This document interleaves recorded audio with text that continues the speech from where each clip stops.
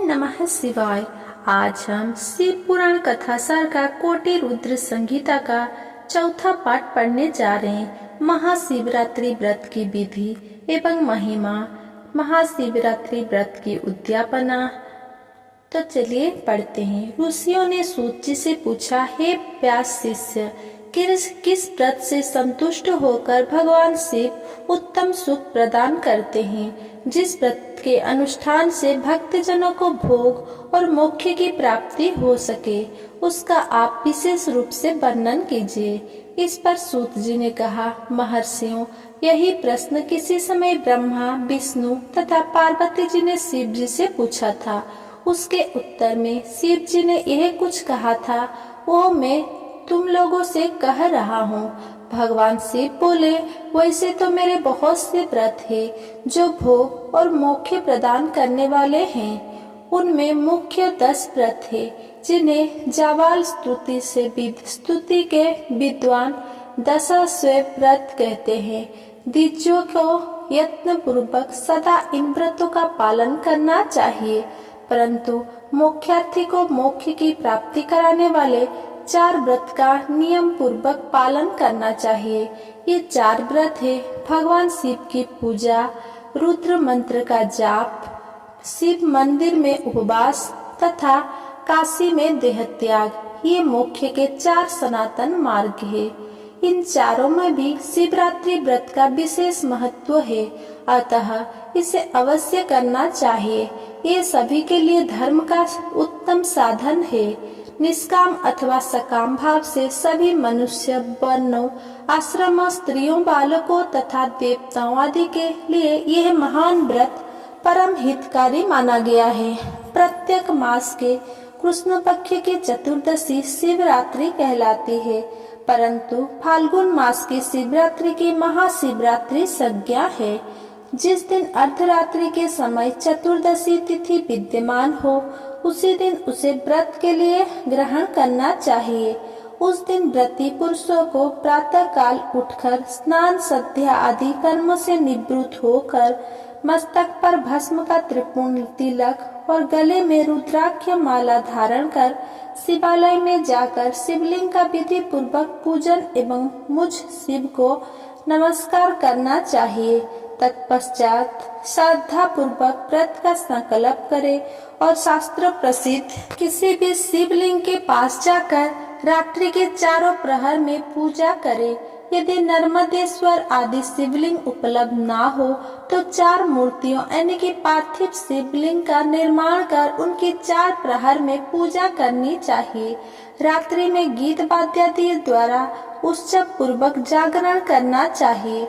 प्रातः काल उठकर स्नान करके पुनः वहां पार्थिव शिव का स्थापना एवं पूजन करें। इस तरह व्रत को पूरा करके हाथ जोड़ मस्तक झुकाकर बारंबार नमस्कार पूर्वक भगवान शंभु से प्रार्थना करें। इसके अनंतर ब्राह्मणों तथा सन्यासियों को शक्ति के अनुसार भोजन कराकर उन्हें भली भांति संतुष्ट कर स्वयं भोजन करें। शिवरात्रि व्रत की उद्यापना विधि। शिवरात्रि के शुभ व्रत का लगातार 14 वर्ष तक पालन करना चाहिए। त्रयोदशी को एक समय भोजन करके चतुर्दशी को पूरा उपवास करना चाहिए। शिवरात्रि के दिन नित्य कर्म संपन्न कर शिवालय में जाकर विधि पूर्वक शिव का पूजन करें। वहां सोने अथवा तांबे का बना एक कलश स्थापित करें और उस पर पार्वती सहित शिव की सोने की बनी प्रतिमा रखें।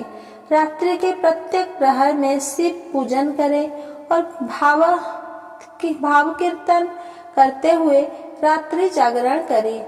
दूसरे दिन ब्राह्मणों को भक्ति पूर्वक भोजन कराए और यथाशक्ति दान दे।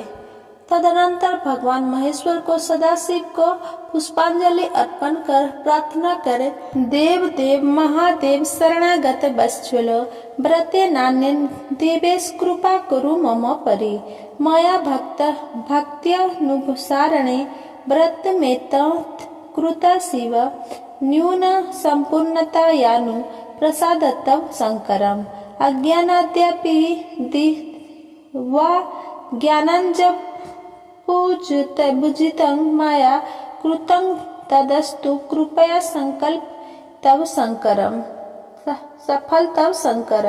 इस महाशिवरात्रि व्रत को व्रतराज कहा जाता है। इसकी महिमा और इसके फल का वर्णन वाणी से नहीं की जा सकती। मुक्ति और भोक्त भक्ति का स्वरूप का विवेचन। ऋषिवर बोले, हे सूत जी, आपने मुक्ति की चर्चा की। यह मुक्ति क्या है और किसकी कैसी अवस्था होती है? सूत जी कहते हैं, सांसारिक दुखों का नाश करने वाली एवं परम आनंद देने वाली मुक्ति 4 प्रकार की कही गई है। सारूप्य, सालक्य, सानिध्य एवं चौथी साजुज्य। इस शिवरात्रि व्रत से सब प्रकार की मुक्ति सुलभ हो जाती है। हे मुनीश्वर, यह सारा जगत जिससे उत्पन्न होता है, जिसके द्वारा इसका पालन होता है तथा अंततोगता वह जिसमें लीन होता है, वही शिव है। जिससे यह संपूर्ण जगत व्याप्त है, वही शिव का रूप है। शिव तत्व सत्य, त्याग, अनंत एवं सच्चिदानंद नाम से प्रसिद्ध है। जैसे आकाश सर्वत्र व्यापक है, उसी प्रकार यह शिव तत्व भी सर्वव्यापी है। शिव ज्ञान का उदय होने से निश्चय ही उनकी प्राप्ति होती है तथा शिव का भजन ध्यान करने से सत्पुरुषों को शिव पद की प्राप्ति होती है। संसार में ज्ञान की प्राप्ति अत्यंत कठिन है, परंतु भगवान का भजन अत्यंत सुकर माना गया है। ज्ञान स्वरूप मोक्षदाता परमात्मा शिव भजन के ही अधीन है। भगवान शंभु की भक्ति ज्ञान की जननी मानी गई है। उत्तम प्रेम का अंकुर ही उसका लक्षण है। हे द्विजो, वह भक्ति भी सगुण और निर्गुण के भेद से 2 प्रकार की जाननी चाहिए। भगवान की कृपा के बिना इस भक्ति योग का संपादन होना कठिन है। भक्ति और ज्ञान को शंभु ने एक दूसरे से भिन्न नहीं बताया। जो भक्ति का विरोध है, उसे ज्ञान की प्राप्ति नहीं होती। भगवान शिव की भक्ति प्राप्त करने वालों को ही शीघ्रता पूर्वक ज्ञान प्राप्त होता है। अतः हे मुनीश्वर, महेश्वर की भक्ति का साधन कौन करना चाहिए? शिव, विष्णु, रुद्र एवं ब्रह्मा के स्वरूप का विवेचन। ऋषियों ने पूछा, हे सूत जी, शिव कौन है, विष्णु कौन है, रुद्र कौन है तथा ब्रह्मा कौन है? इन सब में निर्गुण कौन है? हमारे इस संदेह का निवारण कीजिए। सूत जी कहते हैं, हे महर्षियों, वेद और वेदांत के विद्वान ऐसा मानते हैं कि निर्गुण परमात्मा से सर्वप्रथम जो सगुण रूप प्रकट हुआ, उसके नाम शिव है। शिव ने पुरुष सहित प्रकृति उत्पन्न हुई। उन दोनों ने मूल स्थान में स्थित जल के भीतर तप किया। वही तपस्थली पंचक्रोशी काशी के नाम से विख्यात है। ये भगवान शिव को अत्यंत प्रिय है। यह जल संपूर्ण विश्व में व्याप्त था, जिसमें योगा माया से मुयुक्त श्री हरि ने शयन किया। उन नारायण के नाभि कमल से जिनकी उत्पत्ति हुई, वे ब्रह्मा कहलाते हैं। ब्रह्मा ने तपस्या करके जिनका साक्षात्कार किया, उन्हें विष्णु कहा गया है। ब्रह्मा और विष्णु के विवादों को शांत करने के लिए निर्गुण शिव ने जो रूप धारण किया, उसका नाम ब्रह्मा और विष्णु के विवादों को शांत करने के लिए निर्गुण शिव ने जो रूप प्रकट किया, उसका नाम महादेव है। उन्होंने कहा, मैं शंभु ब्रह्मा जी के ललाट से प्रकट होऊंगा। इस कथन के अनुसार जो ब्रह्मा जी के ललाट से प्रकट हुए, उनका नाम रुद्र हुआ। पूर्णतः त्रिशूल रहित शिव में एवं गुणों के ध्यान धाम समुद्र रुद्र में वस्तुतः कोई भेद नहीं है। जैसे स्वर्ण और उससे बनी आभूषणों में कोई अंतर नहीं होता, भयानक पराक्रम वाले रुद्र सभी प्रकार से शिव रूप ही है। वे भक्तों का कार्य करने के लिए प्रकट होते हैं और ब्रह्मा तथा विष्णु की सहायता लेते हैं। इस लोक में ब्रह्मा से लेकर दूर पर्यंत जो कुछ दिखाई देता है वो सब शिव ही है।